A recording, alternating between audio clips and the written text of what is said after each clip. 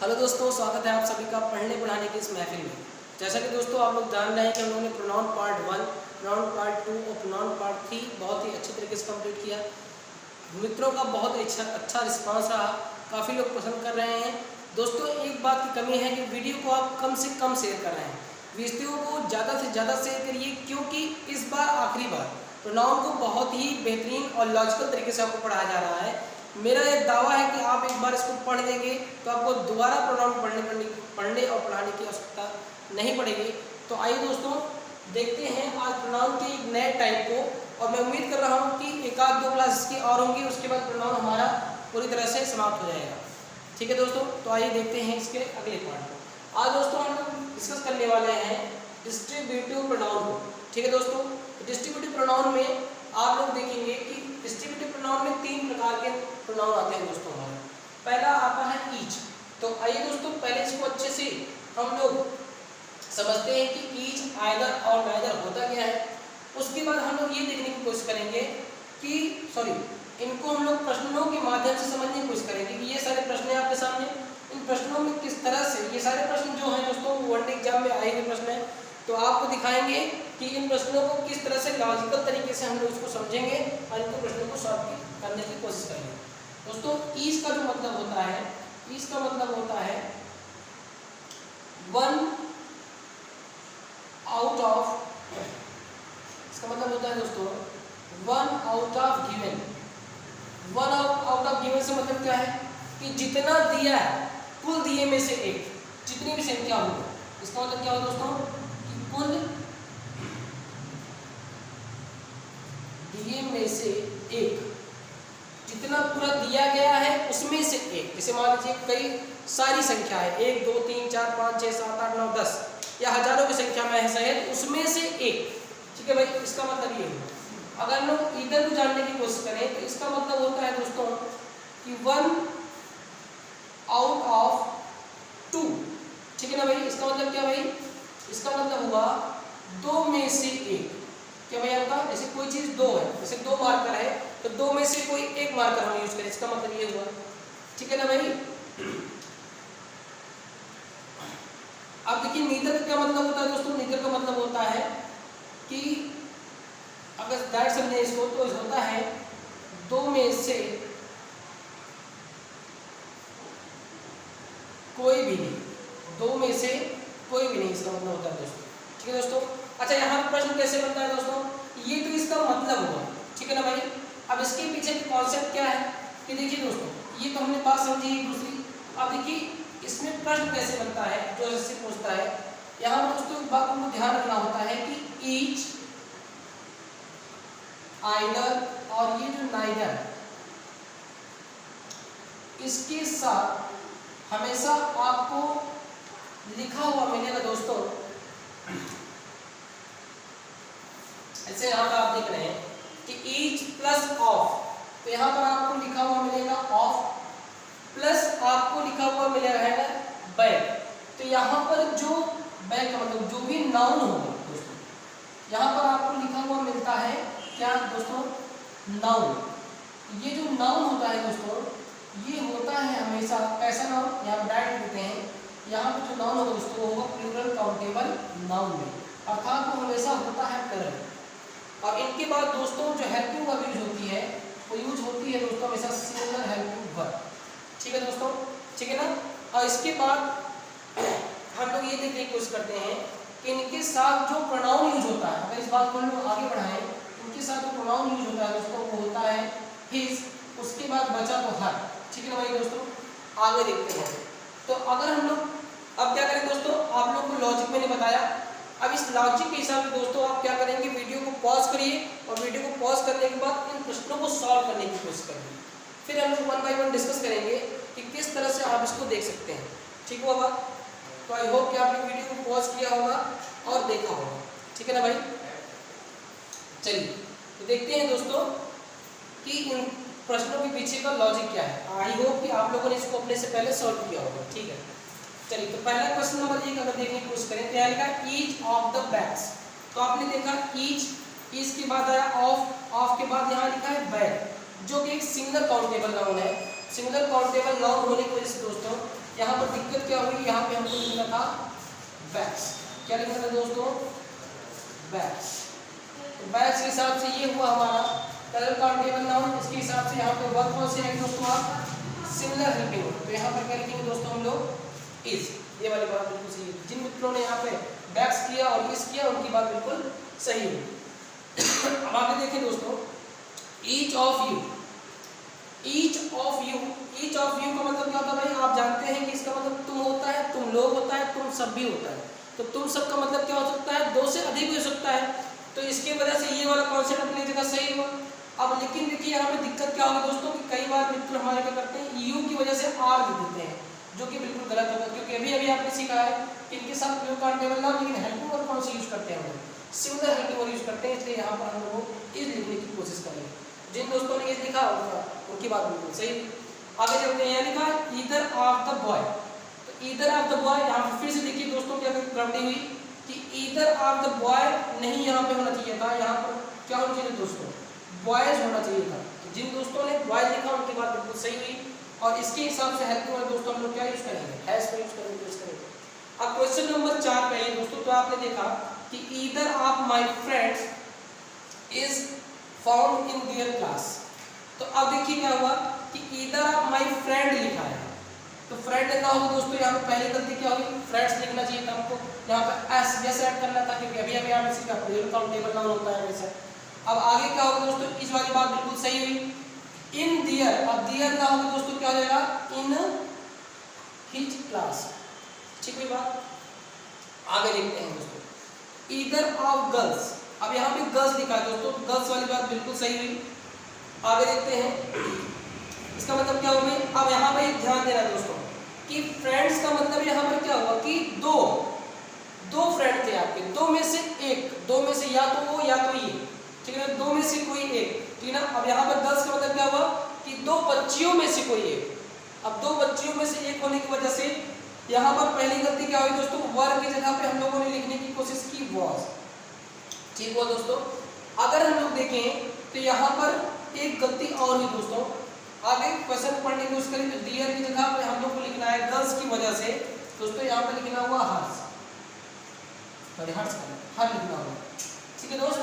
अब एक कॉन्सेप्ट दोस्तों यहाँ पर हमको और सीखना है। वो कॉन्सेप्ट क्या है दोस्तों कि जब कभी भी ईदर नॉट आपको साथ दिखे, क्या लिखे दोस्तों, ईदर नॉट।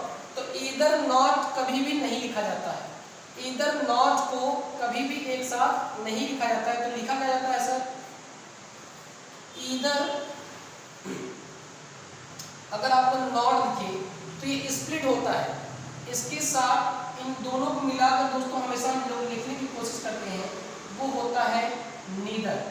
ठीक है ना भाई, नाइदर इसको हम लोग बोलते हैं कि नीदर लिखते हैं। कब ये नाइदर कब आता है, जब संख्या दो, जब संख्या क्या हो भाई, दो संख्या दो से मतलब आप पता है कि इधर आता किसके लिए, इधर आता है दो के लिए।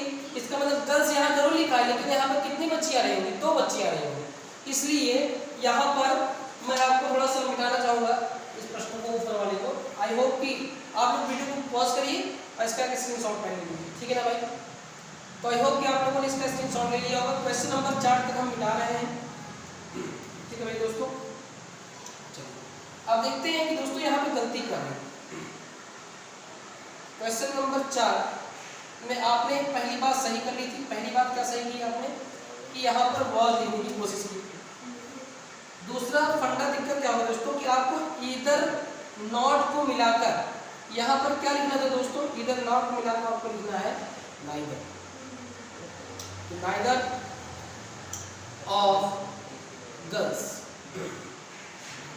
ये लिखना होगा। उसके बाद क्या भाई, रिस्पॉन्सिबल फॉर, अब यहाँ हर्ष वाली गलती थी और यहाँ पर क्या दोस्तों गलती थी, वॉज। ठीक है ना भाई, यहाँ पे वॉज सही करना होगा। इसकी जगह आपने नाइदर ऑफ गर्ल्स दिखा, उसके बाद वर्ब, उसके बाद क्या भाई, हर वॉज। ठीक है ना, ठीक है ना। आई होप कि क्वेश्चन नंबर 5 आपको बहुत ही बेहतरीन तरीके से समझ आया होगा। अब क्वेश्चन नंबर 6 की तरफ चलते हैं दोस्तों। क्या लिखा है, ईदर ऑफ पांडवास। अब पांडव है, अब ईदर देखिए फिर से वही बात सही होगी कि either of the Pandavas, either of the Pandavas. अब ईदर नॉट फिर से आ गया दोस्तों, ईदर नॉट फिर से आया है। अब देखिए इसके पीछे का लॉजिक क्या है, इसका स्क्रीनशॉट आप लोग ले ही लिए होंगे, मैं इसको भी ऊपर वाली बात बनाने की कोशिश करूंगा। तो इसका स्क्रीनशॉट लीजिए पहले।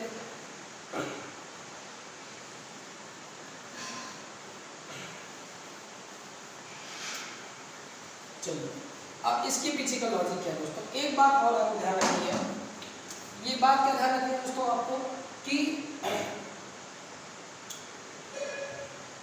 ईदर नॉट को अगर हम लोग मर्ज करते हैं दोस्तों तो एक बात ये और बनता है, वो क्या बनता है, वो बन जाता है नल। कब क्या बनता है दोस्तों, नल। नल कब बनता है, जब भी संख्या 2 से अधिक हो। किससे अधिक भाई, 2 से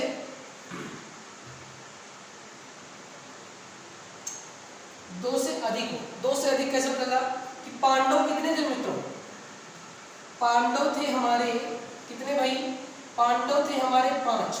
तो संख्या ज्यादा हो गई और आपको पता है कि ये इधर आएगा नहीं, क्योंकि इधर किसके लिए आता है, 2 आउट ऑफ 1, 2 में से 1। तो पांडव 5 थे, इसलिए यहाँ पर हमको लिखना हुआ इधर आ जाएगा नन, नन ऑफ दी, यहाँ पे क्या लिखना होगा, नन ऑफ दी पांडवास।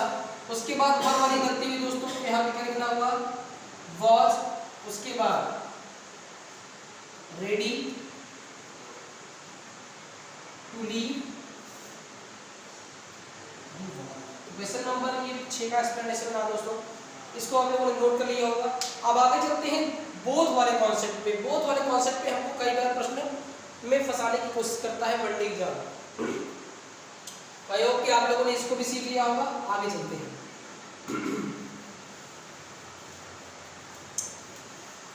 अब क्वेश्चन नंबर 6 की देखिए दोस्तों, तो both of the books, both of the books बिल्कुल सही है।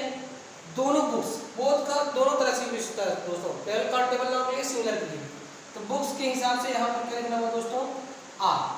ठीक है बात, both of books are good. आगे देखते हैं, both of the singers have not received the salary. ठीक है भाई, तो आई होप दोस्तों आप लोगों ने इसको देखा होगा। अब देखिए क्वेश्चन नंबर 8 को अगर देखने की कोशिश करें दोस्तों, तो क्वेश्चन नंबर 8 के पीछे एक नया लॉजिक काम कर रहा है। नया लॉजिक क्या काम कर रहा है दोस्तों, चलिए देखते हैं। क्वेश्चन नंबर 7 को आप नोट कर लिए होंगे, नहीं नोट किए तो वीडियो को पॉज करके नोट कर लीजिएगा। क्वेश्चन नंबर 8 के पीछे देखिए दोस्तों, बोथ के साथ क्या आया है, नॉट आया है। तो जब भी दोस्तों बोथ के साथ नॉट आता है तो देखिए क्या होता है इसके पीछे का लॉजिक। जब भी दोस्तों बोथ के साथ अगर आपको नॉट दिखे तो इसको मर्ज किया जाता है। इसको मर्ज करके दोस्तों हम लोग यहाँ लिखने की कोशिश करते हैं नीदर। और आपको पता है कि नीदर का क्या मतलब होता है, 2 में से कोई भी है। क्या भाई, 2 में से कोई है। तो 2 में से का कोई मतलब हुआ सिंगर्स, और सिंगर्स के हिसाब से यहाँ पर दोस्तों हम लोगों ने लिखने की कोशिश की हैज। ठीक है भाई, और यहाँ पर इसको क्या लिखने की कोशिश की दोस्तों, तो यहाँ पर हुआ हमारा कि नीदर। ठीक है भाई दोस्तों, तो यहाँ पर हुआ हमारा नीदर ऑफ दी सिंगर्स। अब यहाँ सिंगर्स के बाद दोस्तों क्या लिखना हुआ आपका, हैज के बाद क्या भाई, उसके बाद क्या, रिसीव्ड। अब यहाँ पर देखिए दोस्तों, रिसीव्ड द सैलरी। ठीक है, आई होप कि आपको ये कॉन्सेप्ट क्लियर हो गया होगा। अब क्वेश्चन नंबर 9 पे चलिए दोस्तों, तो लिखा है कि both is are allowed to take his her या देयर आई कार्ड। तो यहाँ पे देखिए दोस्तों नॉट तो आया नहीं, तो नॉट के हिसाब से जैसे पहले वाले क्वेश्चन हम लोगों ने देखा कि बोथ के बाद आर लगाया था हम लोगों ने, तो यहाँ पर भी क्या हुआ कि बोथ के भाई, बोथ की वजह से हम लोगों ने यहाँ पे लिखा भाई प्रोनाउन आर लिखा, और इसके हिसाब से यहाँ दोस्तों देयर लिखने की कोशिश की। हिज या हर वाली बात हमारी गलत हुई। ठीक है ना भाई, तो अब दोस्तों इसको आप क्या करिए, वीडियो को पॉज करिए और हर कॉन्सेप्ट को फिर से समझने की कोशिश करिए। अब मैं इसके अगले पार्ट पे आपको ले चलने की कोशिश करूँगा, तो टेक योर टाइम प्लीज।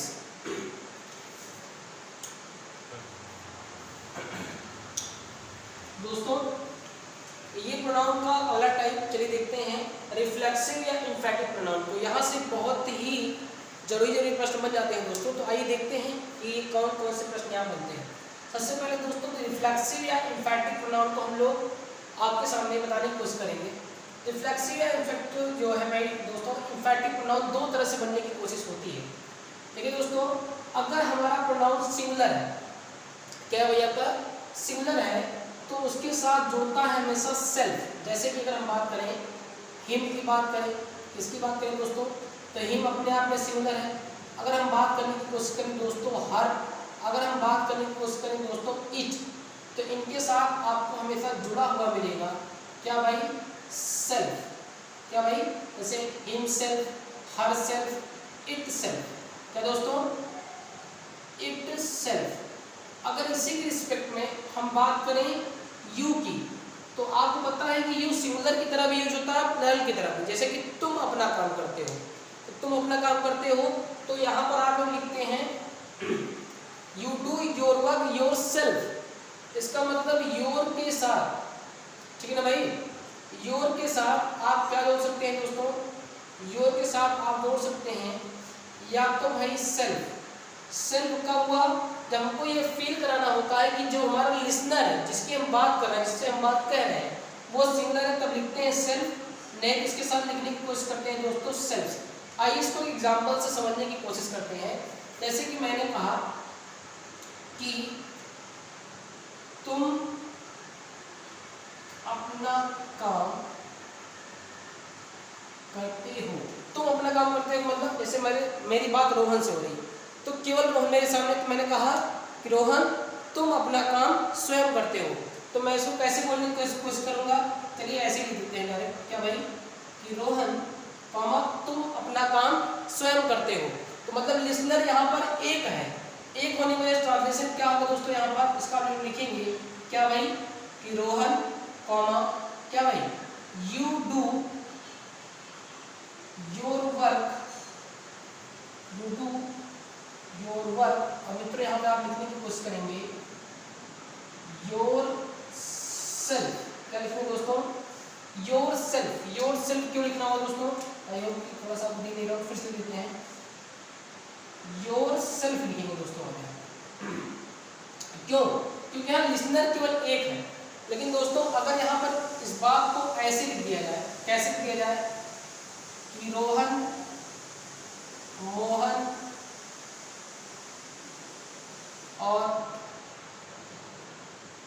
मोहित, रोहन, मोहन और मोहित, क्या भाई, तुम लोग अपना काम स्वयं करते हो, ऐसे नहीं लिखेंगे। तीन लोग को कह दिया, मतलब संख्या दो से अधिक हो गई, दो या दो से अधिक हो। जैसे मैंने कहा तुम लोग, तुम सब, तो ऐसी जगह पे आप लोग क्या लिखते हैं, पूरा स्पेलिंग लिखना होगा। क्या भाई, रोहित, मोहन, मैं शॉर्ट टर्म लिख दे रहा हूँ कि भाई मोहन है, मोहित, ठीक है भाई। उसके बाद कॉमा आपने लिखा, यहाँ लिखा रोहित, मोहन, उसके बाद क्या भाई, एंड मोहित, उसके बाद क्या भाई, कॉमा, यू। अब कुछ लोग लिख देते हैं ऑल वाली बात भी गलत होती है दोस्तों।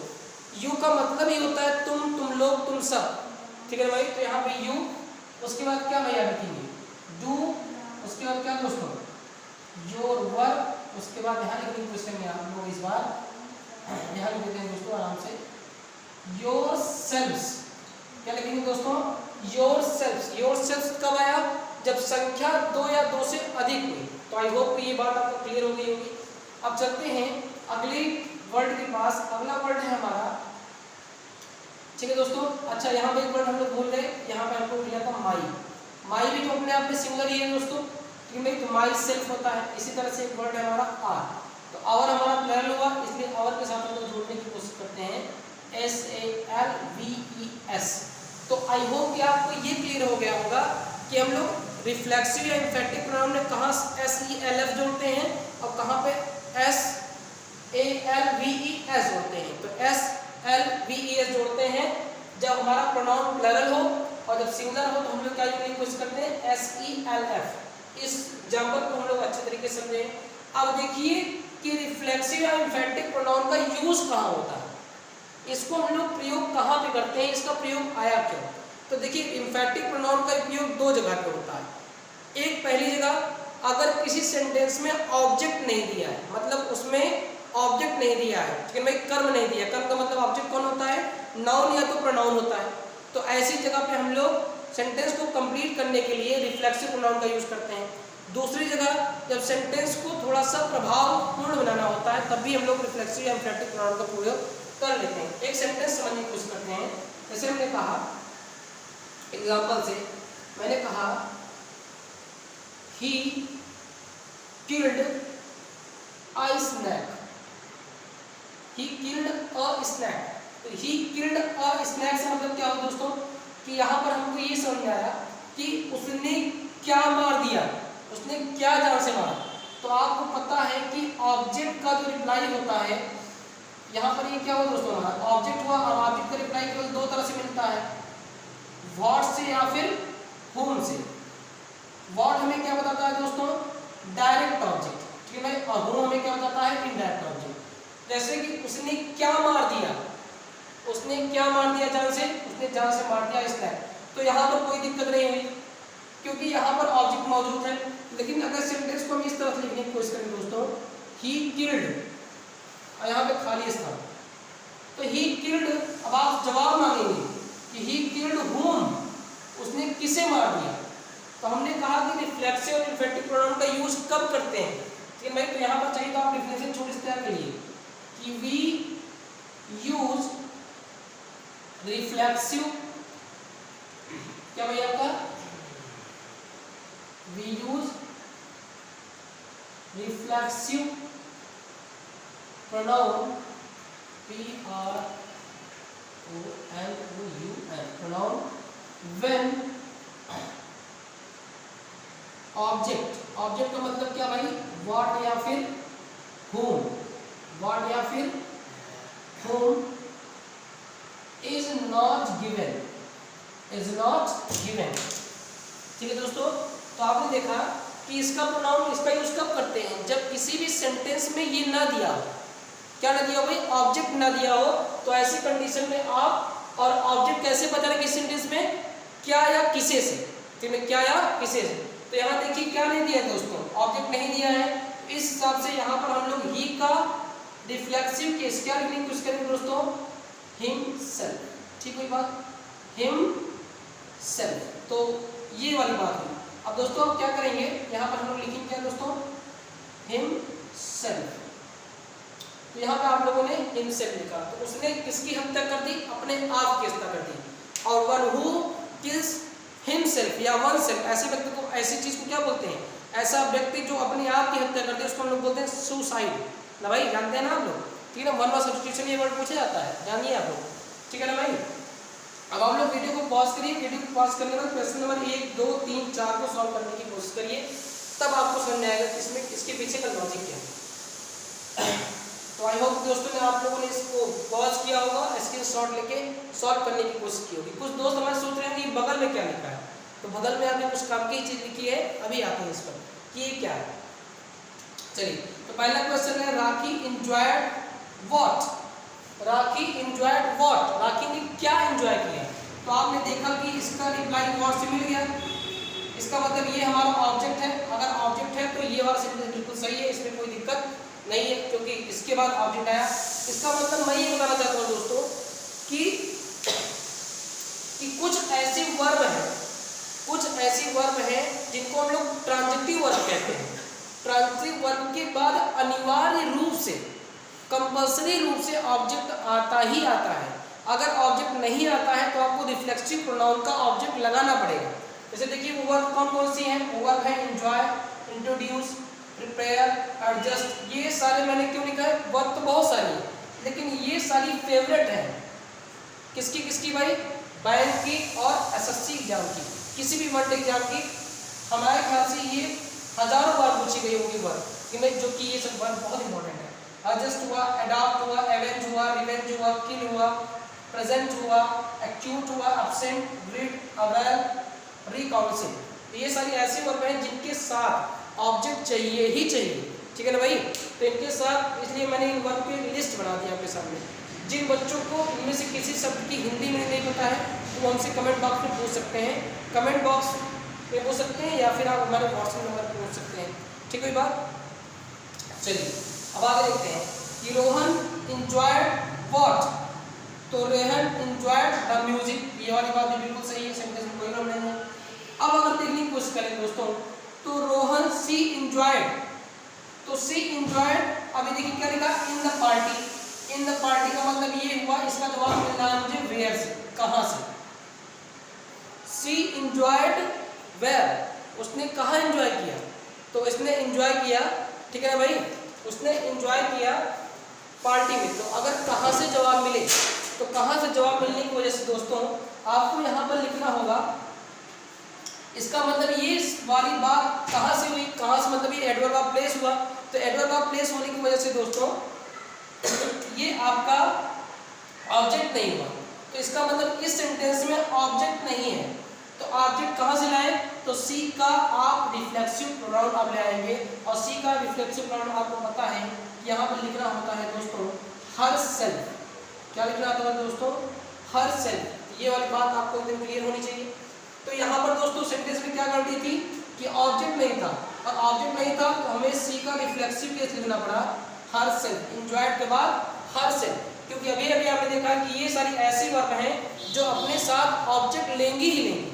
तो अगर सेंटेंस में ऑब्जेक्ट नहीं है तो आप ऑब्जेक्ट बनाइए, ठीक है ना भाई। तो यहाँ पर आप क्या लिखेंगे, क्वेश्चन नंबर 2 को अगर दोस्तों आप पेन मिटा दें, इसका वीडियो को पास करके स्क्रीनशॉट ले लीजिए, ठीक है। तो क्वेश्चन नंबर 2 को हमने मिटाया, क्वेश्चन नंबर 1 को मिटाया, तो यहाँ पर दोस्तों इसकी जगह पे हम लोग लिखेंगे क्या भाई हर सेल्फ, ठीक है बात। अब आगे क्वेश्चन देखें तो श्रेया इंट्रोड्यूस यस्टरडे, अब ये टाइम दिया है, एडवर्ब ऑफ टाइम है, तो यहाँ पर फिर से देखिए ऑब्जेक्ट नहीं है और इनको ऑब्जेक्ट चाहिए ही चाहिए भाई, तो ऑब्जेक्ट चाहिए, तो यहाँ पर दोस्तों श्रेया की वजह से क्या लिखना हुआ हर सेल्फ। तो आई होप दोस्तों आपको ये पूरी बात समझ में आई होगी। चलिए वीडियो को पॉज करिए, इसका एक स्क्रीनशॉट ले लीजिए। अब देखते हैं इस पे अगला टाइप कैसे प्रश्न बन जाता है, किस पे भाई रिफ्लेक्सिव और इंफेटिव बना जाता है, ठीक है भाई। तो दोस्तों आपके सामने हमने 2 कैटेगरी पर यहाँ के प्रश्न लिखे हैं। इन 2 कैटेगरी से बहुत बार एग्जाम में पूछा गया प्रश्न है, बहुत ज़्यादा इंपॉर्टेंट है। तो पहले आप क्या करेंगे, वीडियो को पॉज करेंगे, इसको थोड़ी देर के लिए इग्नोर करेंगे, या आपके लिए कुछ इन्फॉर्मेशन है, अभी जब एक्सप्लेन करेंगे बहुतों तो आपको समझ में आएगा कि क्या लिखी हुई बात है। 2 कैटेगरी यहाँ पर दोस्तों आपके सामने दिख रही है, क्वेश्चन नंबर 1, 2, 3 और फिर से एक बार क्वेश्चन नंबर 1, 2, 3, 4। तो यहाँ के पहले आप क्वेश्चन को देखिए कौन सेंटेंस में गलत है और कौन सा क्वेश्चन सही है, और ये क्वेश्चन क्यों गलत है क्यों सही है इसके पीछे के लॉजिक को हम लोग समझेंगे। तो वीडियो को पॉज करिए, इसका स्क्रीनशॉट लेके खुद से क्वेश्चन को सॉल्व करने की कोशिश करिए, ठीक है भाई। तो आई होप कि आप लोगों ने इसको वीडियो को पॉज किया होगा, स्क्रीनशॉट लिया होगा और आप लोगों ने इसको अपने तरीके से सॉल्व किया होगा। दोस्तों देखिए क्वेश्चन को सॉल्व करेंगे तब मजा आएगा, ठीक है ना भाई। खाने का मजा तब है जब भूख लगी हो, ठीक है ना भाई। इसलिए पहले खुद सॉल्व करिए, फिर जब आपको लॉजिक बताया जाएगा ना तो बहुत ही बेहतर आपको समझ में आएगा दोस्तों। तो चलिए देखते हैं कि इनके पीछे का लॉजिक क्या है। दोस्तों देखिए लिखा है सी हाइड, उसने छिपाया है। ये जो वर्ड है दोस्तों, ये वर्ड तभी प्रयोग होता है जब कोई व्यक्ति खुद छिपता है, जब कहीं जाके हम छिप जाएं किसी पेड़ के पीछे, किसी वृक्ष के पीछे, या फिर किसी कमरे में जाके या किसी वस्तु के पीछे हम छिप जाते हैं, तो वहाँ पे वर्ड यूज किया जाता है हाइड। तो दोस्तों जब ये खुद अपने आप में कंप्लीट मीनिंग दे रहा है छिपने का, तो कौन छिपेगा भाई, हम खुद छिपेंगे। जब हम खुद छिपेंगे तो यहाँ पर आपको ये बताने की कोशिश नहीं करनी है कि हर सेल्फ, कि उसने अपने आप को छिपाया। बात सही हुई भाई। देखिए फिर समझिए बात, देखिए हाइड अपने आप में क्या है, छिपना है। तो छिपना कौन छिपेगा भाई, आप ही तो छिप जाओगे। तो यहाँ पर जब आपने वर्ड प्रयोग ही कर लिया है तो हर सेल्फ को प्रयोग करने की जरूरत नहीं हुई। तो ऐसे जब कभी भी सेंटेंस में क्या जाते हैं, वर्ड आ जाते हैं, तो अगर आप वहाँ पर रिफ्लेक्सिव प्रोनाउन का यूज करते हैं तो इसे बोलते हैं सुपरफ्लूअस एक्सप्रेशन। सुपरफ्लूअस एक्सप्रेशन का मतलब कि जिस चीज़ की जरूरत नहीं है उसे आप बोलते। जैसे मैंने कहा कि मैंने गीला पानी पिया, बताओ अब ये कौन सी बात हुई, पानी तो ऑलरेडी गीला होता ही होता है, ठीक है ना भाई। तो मैंने गीला पानी पिया। मैंने ठंडी बर्फ खाई, what the hell I am speaking, right, ठीक है ना भाई। बर्फ अपने आप में ठंडी होती है, इसका मतलब जहां पर किसी शब्द की आवश्यकता नहीं है, आप उसको जबरदस्ती जोड़ रहे हैं, तो ऐसे एक्सप्रेशन को दोस्तों हम लोग बोलते हैं सुपरफ्लूस एक्सप्रेशन, राइट। तो इसलिए हम लोग यहाँ पे ऐसे सेंटेंसों में क्या कहते हैं, रिफ्लेक्सिव या इम्फेटिक प्रोनाउन का यूज नहीं करते हैं। तो वो कौन कौन से ऐसे वर्ब हैं दोस्तों जो अपने आप में कंप्लीट मीनिंग रखते हैं, तो वो दोस्तों ये सारी वर्ब हैं आपके hide, start, stop, bake, shower, clean, shave. ठीक है भाई, जब कोई सेव करता है तो सेव क्या करेगा, खुद ही ना करेगा, बात समझ में भाई। तो ऐसी कंडीशन में हम लोग क्या करेंगे, तो यहाँ पर देखिए राज बेथ, तो राज नहाएगा तो खुद नहाएगा भाई, इसलिए यहाँ हिमसेल्फ वाला कंडीशन कर लो, बात समझ में भाई। यहाँ पर अगर देखने की कोशिश करें पीएम स्टॉप, तो किसे स्टॉप करेगा भाई, हिमसेल्फ, बात समझ में। तो यहाँ पे एक हम लोगों ने लॉजिक सीखा दोस्तों। अब आगे चलते हैं, तो ये कॉन्सेप्ट नंबर 2 यहाँ लिखा है रानी प्रिपेयर्ड अ डिश, तो रानी प्रिपेयर्ड व्हाट, तो आपने देखा कि इसका रिप्लाई व्हाट से मिला है, तो व्हाट से मिलने की वजह से ये आपका डायरेक्ट ऑब्जेक्ट हुआ, तो सेंटेंस बिल्कुल सही हुआ, सेंटेंस में कोई दिक्कत नहीं है। आगे देखते हैं रानी प्रिपेयर्ड व्हाट, रानी ने क्या तैयार किया, तो क्या का जवाब नहीं मिला, तो उसकी वजह से आपने क्या किया, रिफ्लेक्सिव प्रोनाउन का यूज कर लिया, क्योंकि हर से बिल्कुल बात सही, कोई दिक्कत नहीं क्वेश्चन नंबर 1 और 2 में। अब आगे देखते हैं दोस्तों, तो आगे आपने देखने की कोशिश की, क्वेश्चन नंबर 1 और 2 को हम लोग दोस्तों इरेज कर रहे हैं, आप लोग थोड़ा सा इसको स्क्रीन को वीडियो को रोक कर इसका स्क्रीनशॉट ले लीजिएगा। चलिए, आई होप कि आपने इसका स्क्रीनशॉट ले लिया होगा। चलते हैं अब क्वेश्चन नंबर 3 को देखने की कोशिश करें दोस्तों, तो यहाँ पे लिखा हुआ था रानी हुई तुम्हारी, ठीक है भाई। तो यहाँ पर आपने देखा रानी प्रिपेयर्ड हरसेल्फ अ डिश। अब देखिए दोस्तों, जब यहाँ पहले से ही लिखा है अ डिश, मतलब इसका डायरेक्ट ऑब्जेक्ट है, इसका रिप्लाई आपने वर्ड से लिखने की कोशिश की, तो आपने यहाँ पे वर्ड से लिखने की कोशिश की, तो यहाँ पे हरसेल्फ फिर से क्या होगा दोस्तों, सुपरफ्लूस एक्सप्रेशन, क्योंकि अभी आपने सीखा है कि we use reflexive pronoun when object is not given, जब ऑब्जेक्ट ना दिया हो दोस्तों, ऑब्जेक्ट ना दिया हो तब आप रिफ्लेक्सिव प्रोनाउन का यूज करेंगे, तो यहाँ पर आपने इसका यूज गलत कर लिया। चलिए अब क्वेश्चन नंबर 4 चलते हैं दोस्तों, मिटा रहे हैं दोस्तों इसको। मैं क्वेश्चन नंबर 4 पे आप देखिए, उसके लिखा है रानी प्रिपेयर्ड अ डिश हरसेल्फ, ठीक है भाई। देखिए दोस्तों, मैं आपको यहाँ पे कॉन्सेप्ट सिखा रहा हूँ कि अगर सब्जेक्ट दिया हो फिर हेल्पिंग वर्ब दिया हो, तो दो जगह पर अगर सब्जेक्ट दिया हो और यहाँ पर क्या लिखा हो, रिफ्लेक्सिव या एम्फैटिक प्रोनाउन लिखा हो आपका, ठीक है भाई, प्लस आपका मेन वर्ब लिखा हो, ठीक है भाई, तब ये एक्सप्रेशन अपने आप में सही होता है। क्यों सही होता है, क्योंकि ये वर्ड क्या करता है, एम्फेसाइज करने की कोशिश करता है। एम्फेसाइज का मतलब होता है कि किसी भी चीज को प्रभावपूर्ण बताने के, मतलब वाक्य पर जोर देकर बताने की कोशिश करता है। तो अगर ये स्ट्रक्चर कहीं लिखा है तो ये वाली बात अपने आप में सही होती है। दूसरी बात एक और सही हो जाती है कब, जब सब्जेक्ट लिखा हो, वर्ब लिखा हो, आपका मेन वर्ब लिखा हो, उसके बाद क्या लिखा हो, ऑब्जेक्ट लिखा हो, और ऑब्जेक्ट के बाद लास्ट में क्या लिखा हो, रिफ्लेक्सिव या एम्फैटिक प्रोनाउन।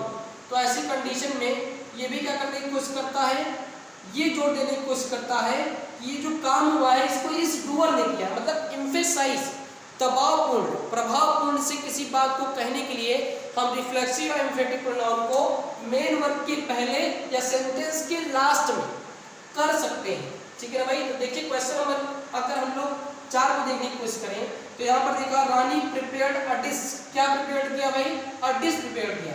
अब यहाँ पर हरसेल्फ का मतलब रानी एम्फेसाइज करना चाहती है कि भैया या कोई एम्फेसाइज करने की कोशिश करता है समझ दोस्तों कि भाई कि रानी ने खुद क्या किया है, इसको बनाने की कोशिश की है। लेकिन दोस्तों इसका जो सेंटेंस का स्ट्रक्चर ये वाला है कि इसको आप लोग लास्ट में ही यूज करेंगे, ठीक है ना। लास्ट में क्यों यूज करते हैं, सेंटेंस को एम्फेसाइज करने के लिए, इसको प्रभावपूर्ण बनाने के लिए। अच्छा दोस्तों आगे देखते हैं, तो सेंटेंस नंबर क्वेश्चन नंबर 5 में अगर हम देखें, क्वेश्चन नंबर 5 में भी अपने आप सही हुआ।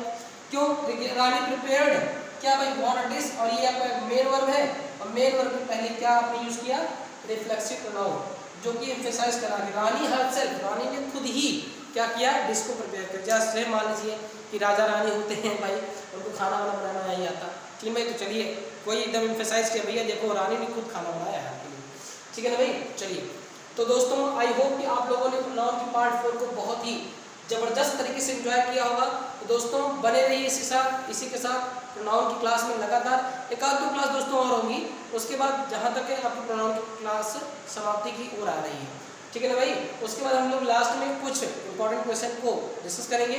तो दोस्तों तब तक के मैं उम्मीद कर रहा हूँ कि आप लोग पढ़ते रहेंगे, घर पर रहेंगे और सुरक्षित रहेंगे। धन्यवाद।